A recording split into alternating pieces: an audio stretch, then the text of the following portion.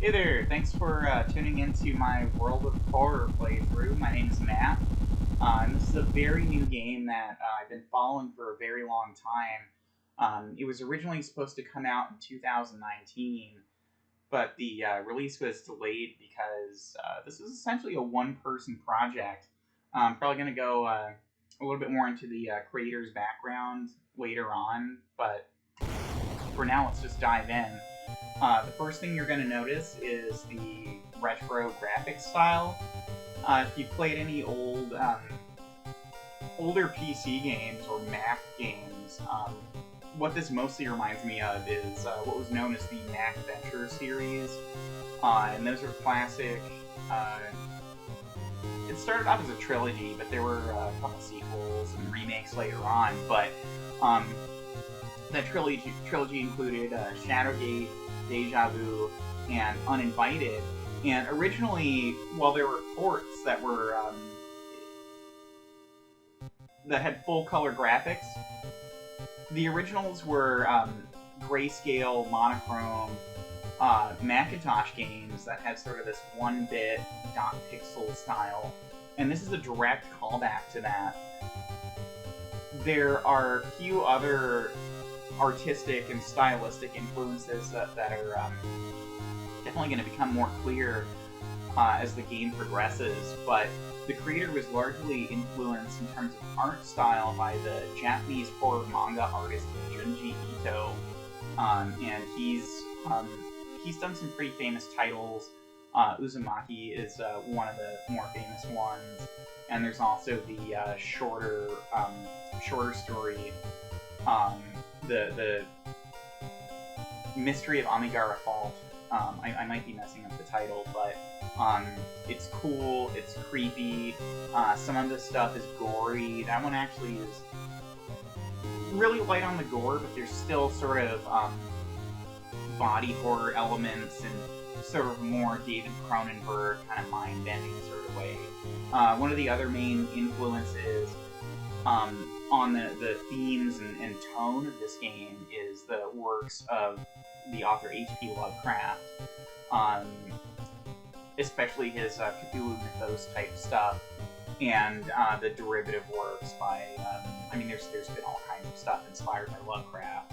Chances are you've heard of him, even if you're not actually familiar with any of his work. Let's go ahead and dive in, though, and start our first playthrough.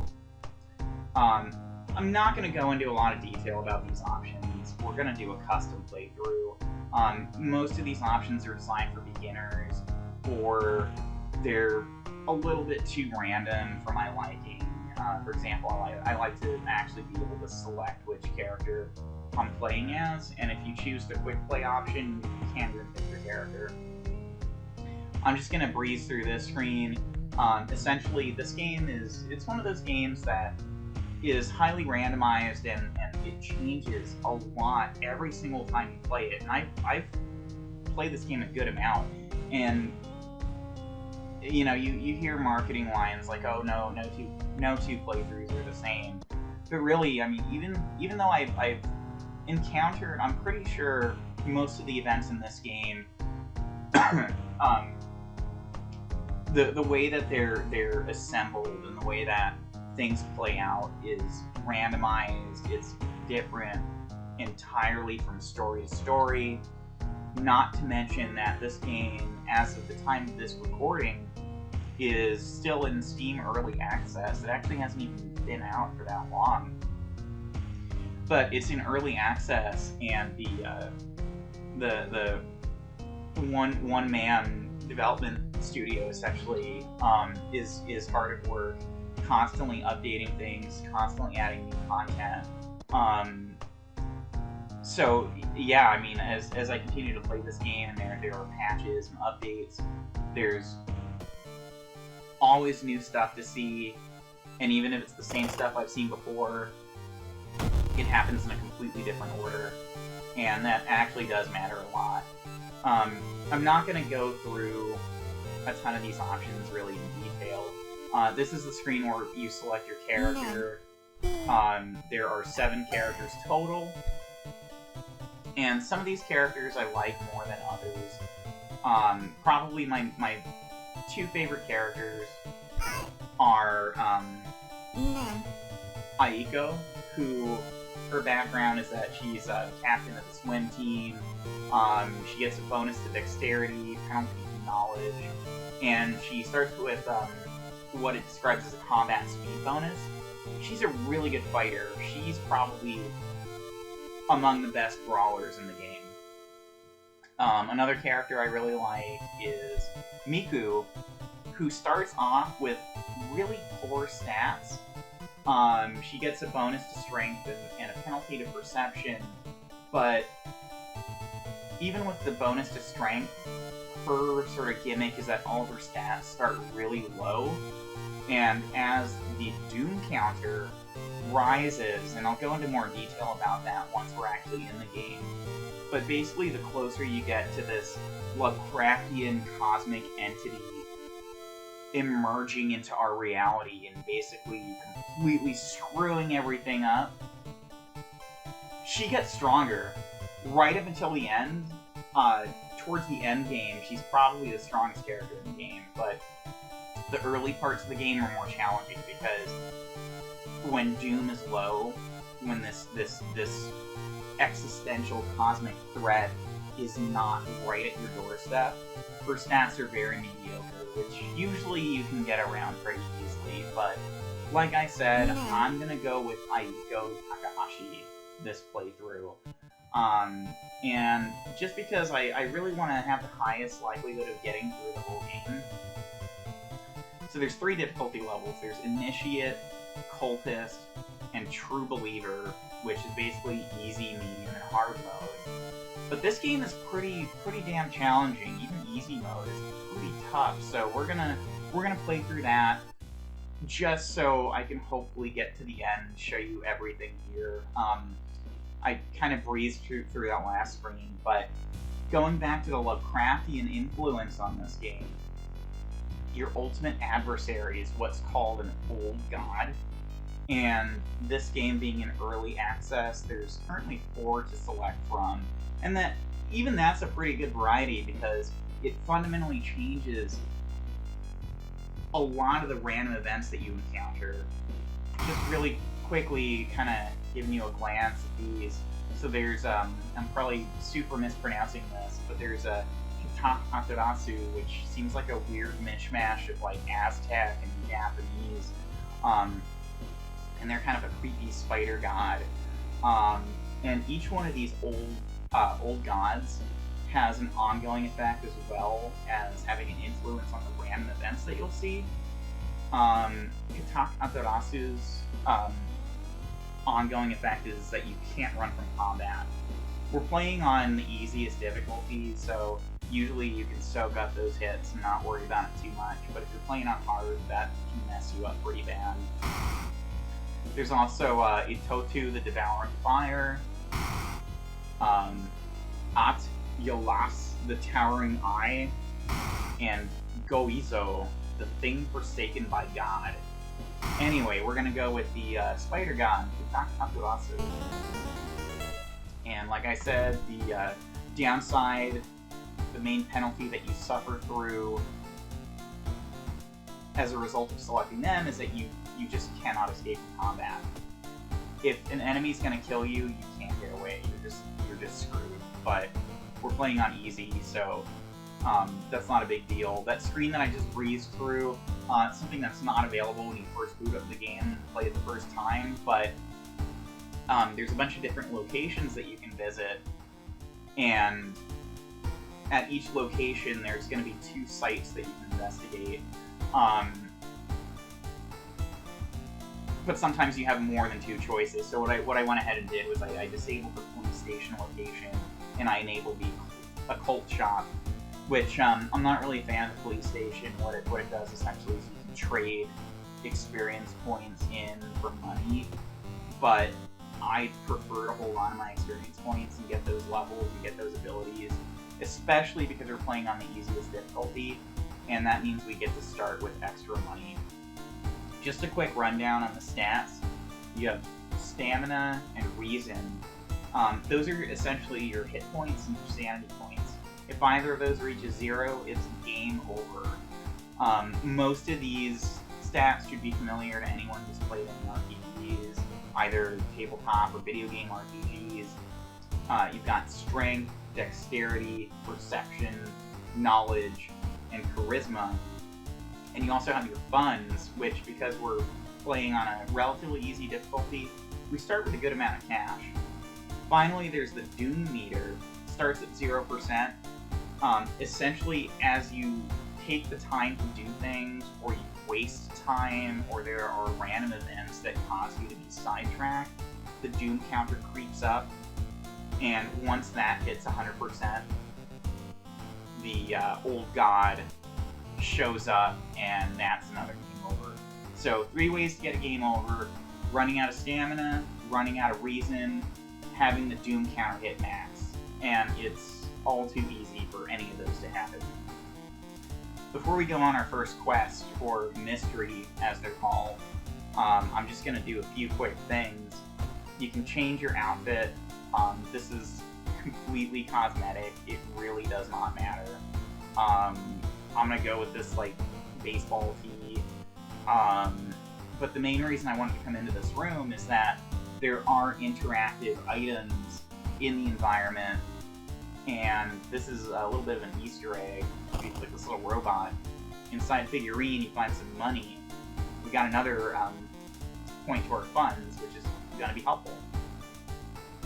Another major gameplay mechanic, which is a little bit unorthodox, is bathing. And depending on the temperature of the bath that you take, cold, warm, or hot, you can either regain an extra point of stamina, an extra point of reason, and right now we don't need either of those because they're both full. But you can also take a warm bath, and that gives you 5 free experience points, which, why not? Whenever you start a new game, you're given a random assortment of 5 different mysteries that you can investigate. And I like to just take a quick look at what each one of those are before I start, because some of these are harder, some of these are easier, and some of them play completely differently in a way that you're essentially isolated from exploring the city, which means that you not only cannot visit shops, but you can't heal anytime you want to.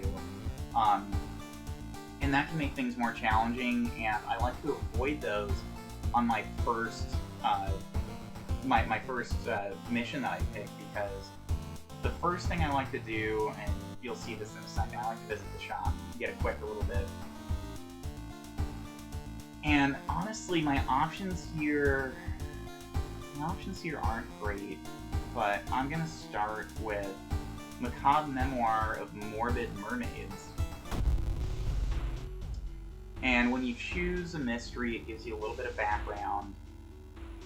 Here it explains that the janitor was obsessed with mermaids. He collected every scrap of a legend about them in the school basement.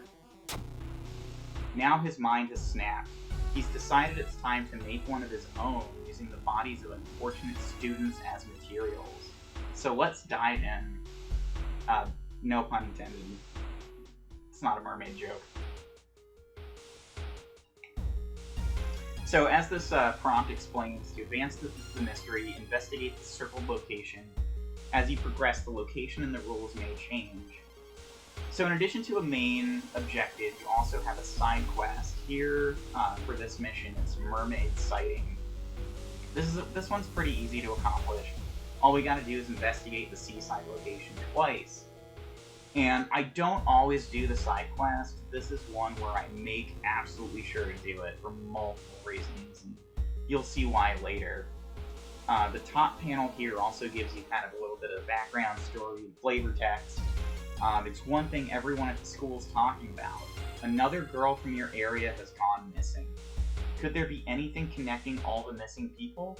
I should investigate downtown next.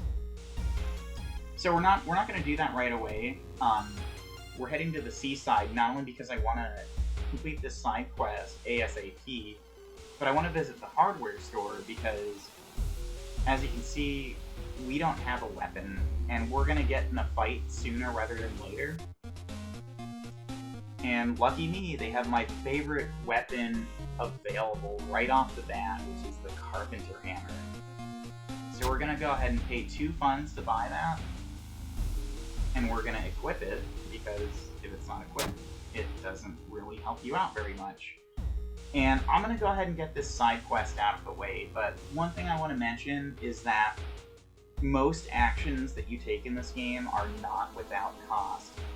Our Doom counter started at 0%, and it's already at 4% just from visiting the hardware store. But it was worth it because I'll take that hit just so we're armed. Let's go ahead and investigate the Seaside Place. This is also going to cost us a little bit of Doom. Yeah, as you can see, our Doom went up from 4% to 5%. Not a huge jump, but, and sorry I kind of skipped over that event. We got bitten by a spider, and that's an event that's unique to the old god that we selected, but this is a gameplay mechanic called injuries, and they can be minor or major. Right now, the bite's not doing anything. Hopefully it'll go away on its own. Spoiler alert, it won't. You want to go to the hospital, you want to get that sucker treated immediately. So you can go into the doctor's office, which costs you an additional 2% Doom, and it costs money to get injuries treated, so we're off to a little bit of a rocky start, but you know what? Letting that bite fester, it gets bad. It's not pretty. So it's a good thing we got that treated. So when you have an injury treated at the hospital, it turns into essentially a side effect.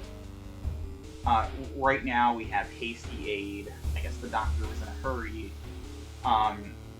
When you receive a combat stamina wound, and we'll see what that means probably sooner than later, replace hasty aid with a new random injury. So yeah, we got pretty messed up by that spider, but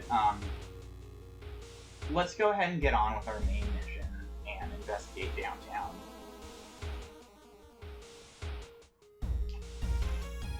So this is what random events in the game look like. I'm not gonna blaze through this like I did the spider one. My apologies. And these are completely randomly determined on each playthrough. Right now, we run into a silent street. Something's wrong. You don't see anyone on the street, and you could have sworn it was crowded just a minute ago. You'd better hurry out of here. So apparently that event was so unsettling that it cost us 1 point of reason. Like I said, if either stamina or reason hits 0, it's game over, but we're still in pretty good shape so far. Asking around the neighborhood, you get some results. It seems that all the girls have attended the same school. I'm gonna go ahead and investigate the Seaside again, though. I forgot to do that after I got that spider bite. But we need to do it twice in order to complete the side quest, which, like I said, we really want to do for this mystery. This time we run into a crime scene. Stop! This is a crime scene! You're halted by a sweaty police officer. Behind him, 2 other policemen are packing something in black bags. So when you encounter random events, the spider bite and that last one where we lost that point of reason, something just kind of happened to us and we didn't really have much input. But most of them, you have sort of a multiple choice, choose your own adventure style option where you can decide what you want to do. And right now, we can try to learn what happened or focus on the officers. Let's try to learn what happened. So, the outcome of most events, some of them are predetermined, but this one involved a luck roll, and to be honest, I'm not quite sure how luck works in this game. It's a statistic that you have, like strength, dexterity, knowledge, but it doesn't show up on your character sheet, and honestly, I have no clue how it's calculated, but thankfully we were successful. You managed to catch a glimpse of an officer. He holds a glowing rock in his hand before packing it inside a bag. Could it be a meteorite the TV reporter talked about? you've got to return here later when the police is gone. One thing I want to mention, and obviously I'm not gonna be a jerk about it. I don't like when people make fun of someone who doesn't speak English as a first language. And the creator of this game is just an insanely talented Polish game designer, and he actually, from what I understand, he's a dentist by trade, but he got into game design and software development purely as a hobby, and this is sort of a passion project of his. And I gotta say, I can't give the guy a hard time. Obviously, he speaks English a hell of a lot better than I speak Polish, and I think he's done an amazing job here. But there are random bits of not perfectly translated text, and for such a cool game, that's really a minor drawback, and I'm sure that's something that will be fixed in future updates. But if you see idiosyncrasies like that, just remember this dude's amazing. English is not his first language, and he's put a lot of effort into this, so don't worry about it too much. So because we completed the side quest, we get this update. You may be going crazy, but you can swear something is watching from the sea. Really creepy stuff like that happening usually costs you reason points. So we're down one more, but we're still in really good shape. Our next destination is the school.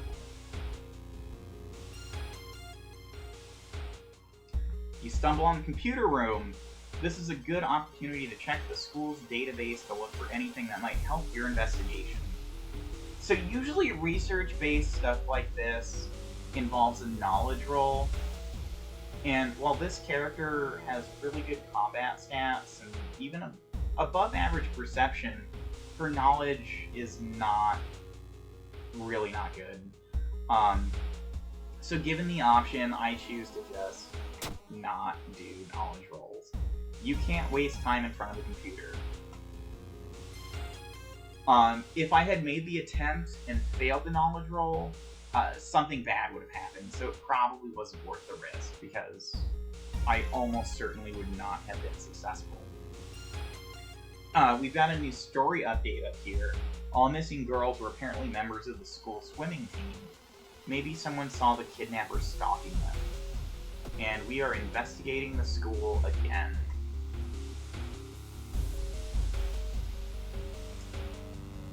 So this random event is bad feeling. Despite your best efforts, you feel like the neighborhood is starting to change.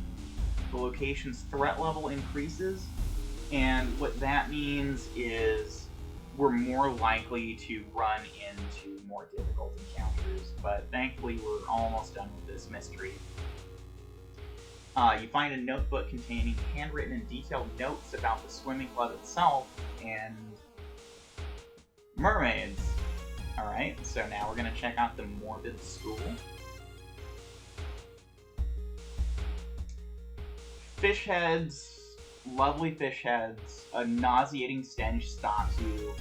Someone has scattered rotting fish guts everywhere and hung up countless fish heads. You cover your mouth as you slowly retreat.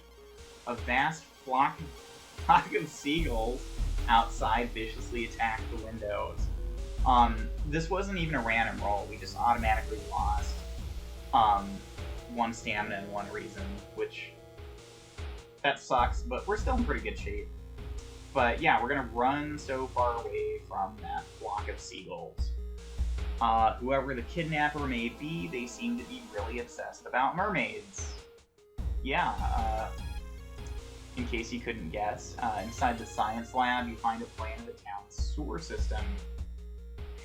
And I'm a fan of this quest because while the visual style and the design of a lot of the enemies and some of the overall themes are heavily influenced by the Japanese horror manga artist Junji Ito, this is definitely a reference to another Japanese horror manga author. But in this case, he's also a filmmaker, Hideshi Hino, And a lot of the subtext of this mystery is a direct reference to his film Mermaid in a Manhole. And if gore or body horror or excessive amounts of bodily fluids getting splattered all over the place bothers you, I would strongly advise you not watch Mermaid in a Manhole.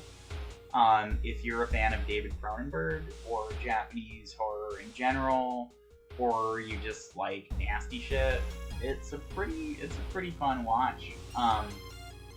Anyway, someone has marked a path leading from the sea directly to the school building. And we're traveling to downtown, and I believe we're getting pretty close to the end of this mystery. I wonder what kind of animal the spider caught in its web.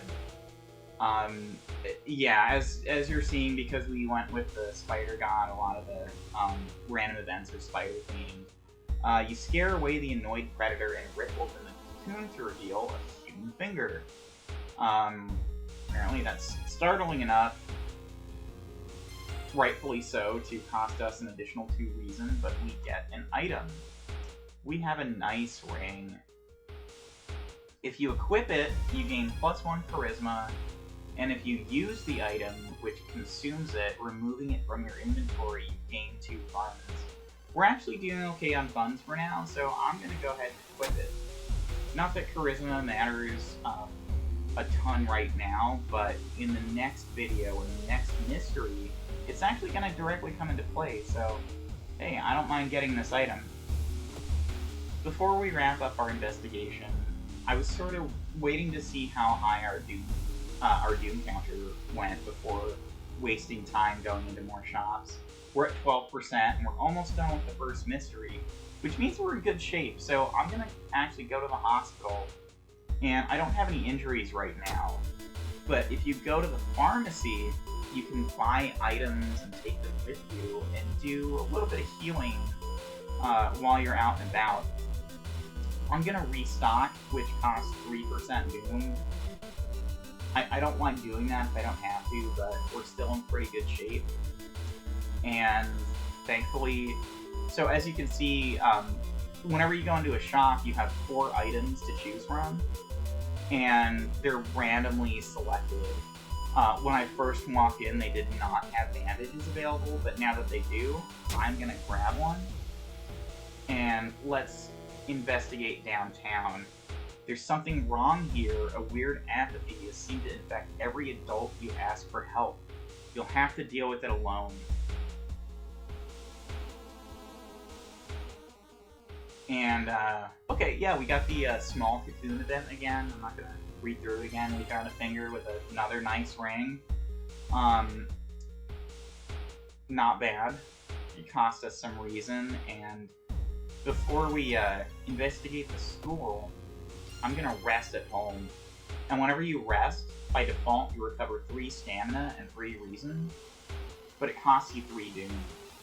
There are certain circumstances that can either reduce the amount of stamina and reason that you recover, or increase the amount of Doom that you accrue, but these are the default values. Just because we've taken some harm, some hits, mostly to reason, I wanted to top up our stats a little bit before we check out the school. You compare the SOAR plan with school map, and it suddenly dawns on you. School basement. That must be the place the kidnapper's keeping the missing swimmers. So let's investigate the school, and we're gonna get another random encounter. Wow, we got another spider bite. Usually you don't see the same events repeating that often, but yeah, this is a little bit of an unusual playthrough. Whenever you see target location, it means you're at the final encounter of a given mystery. Usually that's going to mean that you have to deal with a boss fight, and some of the boss fights can be really hard. But if you complete the side quest, sometimes it'll either give you a way to win the fight more easily, or you won't even get in the fight at all. And one of those is true in this, as you're going to see in a minute. There's no turning back now. God, let's hope she's alright. You bust through the door to the janitorial closet, but it's already too late. The latest missing girl was lying on a dirty mattress. The upper part, at least. A tail of a fish has been cruelly sewed in place of her legs. She was too weak and died, you hear the mad janitor say. He looks you up and down. Maybe you'll do. Stepping carefully over a corpse, the janitor picks up the bloody axe. Alright, so this is the first fight in the game, but I'm actually not going to go into detail about the combat mechanics, because since we completed the side quest, we have a special action that's been unlocked, Topple a Lamp. And I'm going to do that. Burn it all down. That's an instant win. We didn't even have to trade blows with this dude. You're rescued by the firemen, trying to contain the fire. No trace of the mad janitor's found. No one believes your story, but you'll sleep a little bit better tonight knowing that the other students are safe. Alright, so that wraps up our first mystery, and we're getting close to the end of this first video. I just want to explain a few more gameplay concepts real quick. So you get certain benefits for solving a mystery. You get a solid 30-point experience point bonus. And depending on the mystery, it's not always the case, but if you do the side quest, sometimes you'll get a nice little bonus too, which is great. Another benefit is that the doom counter goes down, but every time you finish a mystery, you get an event called the Old God Stirs, which is a randomized event. Some of the outcomes are not bad. Some of them really, really, really suck. So let's see what we got. Alright, we got riots. Dangerous bands of rioters are gathering around the downtown area, and the police are hopeless. Honestly, that's one that really doesn't affect gameplay too much. And our doom counter's at 21%. Our stats are doing great, so yeah, we're in good shape so far. This is another screen that you see at the end of every mystery where somebody leaves a key in your mailbox. And once we get all 5, you'll see what those are for. Another thing I'm going to do real quick is take a bath. And because my stamina is full, but my reason is a little bit low, I'm going to take a cold bath. And just a reminder, cold bath regains reason, hot bath regains stamina, and warm bath gives you a little bit of experience points, but I want to keep my stats as high as possible, so let's get that extra point of reason. That's pretty much everything that we need to do between these missions. I'm just going to take a quick look at the board, and I already know which one I'm going to do next, but... Alright, yeah. Thanks for checking out this video. Next time you tune in, we're going to be doing the Chilling Chronicle of a Crimson Cave mystery, which is one of the harder ones in the game, potentially, so I like to get it out of the way as soon as possible. Thanks for tuning in, and I'll have another video for you real soon.